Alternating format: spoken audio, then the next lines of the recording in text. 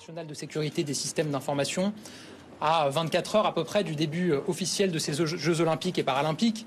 Certaines épreuves ont déjà démarré et je me rendrai dans quelques instants pour soutenir nos handballeuses. Mais c'est évidemment demain, à l'occasion de la cérémonie d'ouverture, que les Jeux seront officiellement lancés. Vous le savez, ces Jeux ont fait l'objet d'une très intense préparation et je veux ici réitérer le message qui a été passé par le président de la République. Nous sommes prêts, la France est prête à accueillir ces Jeux. Évidemment, la sécurité est l'enjeu clé de ces Jeux. La sécurité de chacune et de chacun. Je parle évidemment de la sécurité des Français, je parle de la sécurité des athlètes, je parle de la sécurité des spectateurs, je parle de la sécurité des sites qui accueillent des épreuves ou des compétitions, je parle de la sécurité de notre espace aérien et j'étais, vous le savez, lundi à la base aérienne 107 de Villacoublay, au centre opérationnel de lutte anti-drone, auprès de nos militaires qui sont engagés pour protéger notre espace aérien. Mais la sécurité, c'est évidemment aussi le numérique, le cyber.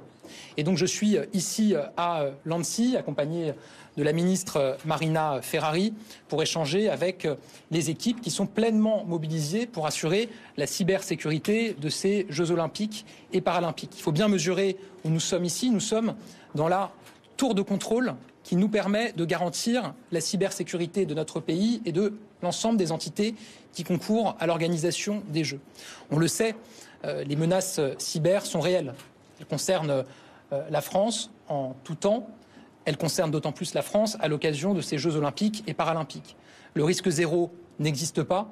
Nous attendons à des cyberattaques. L'enjeu est de nous préparer au mieux pour en limiter la portée. C'est tout le travail qui a été réalisé par les équipes de l'ANSSI en lien avec leurs partenaires de la DGSI, de la DGSE, sous l'autorité du secrétariat général à la défense et à la sécurité nationale.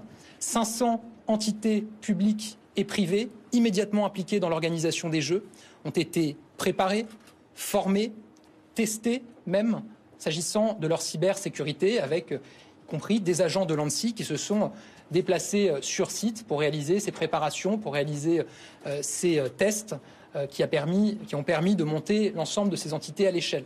Évidemment, les secteurs les plus critiques, ceux que nous surveillons le plus, c'est évidemment la billetterie, les sites d'accueil des épreuves, les réseaux d'énergie, d'électricité, d'eau, les collectivités locales qui peuvent faire l'objet d'attaques à l'occasion de ces Jeux. Je veux vraiment saluer le travail de l'ensemble des agents civils et militaires qui concourent à cette préparation et à cette sécurité. Je le dis, ce sont nos véritables anges gardiens du numérique et de la cybersécurité à l'occasion de ces Jeux. Je crois, et ça a été dit d'ailleurs par beaucoup de partenaires internationaux, que jamais la cybersécurité n'a été poussée aussi loin à l'occasion de Jeux olympiques qui ont été organisés. Il y a eu un investissement financier, humain, technologique absolument majeur. Encore une fois, le risque zéro n'existe pas, mais le 100% préparation est possible et c'est ce que nous avons fait. Et je remercie l'ensemble des services qui ont été impliqués. Monsieur le Premier ministre, vous dites que la France est prête, mais est-ce qu'à la veille de la cérémonie d'ouverture, avec énormément de monde venu du monde entier, il y a des menaces identifiées aujourd'hui ? Il n'y a pas de projet identifié qui concerne la cérémonie d'ouverture ou les Jeux, mais évidemment, il y a une veille qui est permanente. Il y a, je le disais il y a un instant, des échanges d'informations qui sont permanents avec l'ensemble des partenaires et les services de renseignement. Il y a des équipes ici, 24 heures sur 24 et 7 jours sur 7 pour identifier les menaces, identifier les attaques ou les tentatives d'attaque et être capable d'y répondre aussi rapidement que possible. Et de quelle provenance surtout ? Oui, il y a une vidéo qui semble montrer un militant du Hamas menaçant les JO. Est-ce que cette vidéo, vous confirmez qu'elle est fausse ? Et est-ce que vous attribuez cette vidéo à une ingérence étrangère ? Quel pays, pensez-vous ? Alors, là, vous abordez un autre sujet qui est majeur, qui est celui de la manipulation de l'information. Et j'ai aussi échangé avec les équipes de Viginum, qui est un jeune service qui a 3 ans, je crois, que nous avons créé précisément pour lutter contre les ingérences informationnelles, la manipulation de l'information. Et nous savons là aussi que la France fait l'objet de ces tentatives d'ingérence et de ces manipulations, comme, hélas, beaucoup de pays aujourd'hui. Et à l'occasion des Jeux, évidemment que nous sommes une cible. Ces derniers mois, 25 tentatives de déstabilisation via de la manipulation de l'information ont été identifiées par nos services et par Viginum. Vous m'interrogez sur une vidéo prétendument attribuée au Hamas qui menace les Jeux Olympiques de Paris 2024. Viginum et ses équipes ont beaucoup travaillé sur cette vidéo. Des premiers indices dont nous disposons nous permettent de dire que cette vidéo est faussement attribuée au Hamas. L'enquête et les investigations se poursuivent et l'enquête ne permet pas à ce stade de l'attribuer à tel ou tel État, mais force est de constater qu'il s'agit manifestement d'une intervention étatique. On sait que ces Jeux, ils lancent une trêve politique en quelque sorte aussi, mais Bruno Le Maire ce matin a rappelé pendant le bureau qui se tenait au parti Renaissance, il a mis un peu la pression pour trouver au plus vite un nouveau Premier ministre. Est-ce qu'aujourd'hui Emmanuel Macron va être obligé de nommer Lucie Castet à la tête de Matignon? Non, mais sur ce sujet-là, le président de la République s'est exprimé à la télévision il y a quelques jours. Je n'ai pas davantage de choses à dire. Je suis ici dans mes fonctions de Premier ministre en charge des affaires courantes, après que ma démission ait été acceptée par le président de la République, mais vous l'avez vu, pleinement mobilisé dans le cadre de l'organisation des Jeux avec l'ensemble de mon gouvernement. Vous avez pris connaissance d'un rapport du Sénat expliquant que la France était une cible privilégiée, notamment de la Russie et aussi de la Chine concernant des cyberattaques.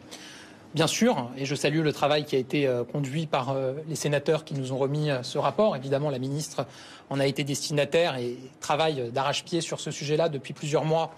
Désormais, je le disais il y a un instant, nous sommes une cible, d'une manière générale. Nous le sommes d'autant plus au moment où nous accueillons le monde à l'occasion de ces Jeux. Plusieurs millions de spectateurs qui vont se rendre et qui se rendent actuellement en France. Et le monde qui aura les yeux rivés sur la France à l'occasion de ces Jeux. Donc nous sommes une cible. Il y aura, ça m'a été redit ici par les équipes, il y aura des cyberattaques. L'enjeu, c'est d'en limiter au maximum la portée.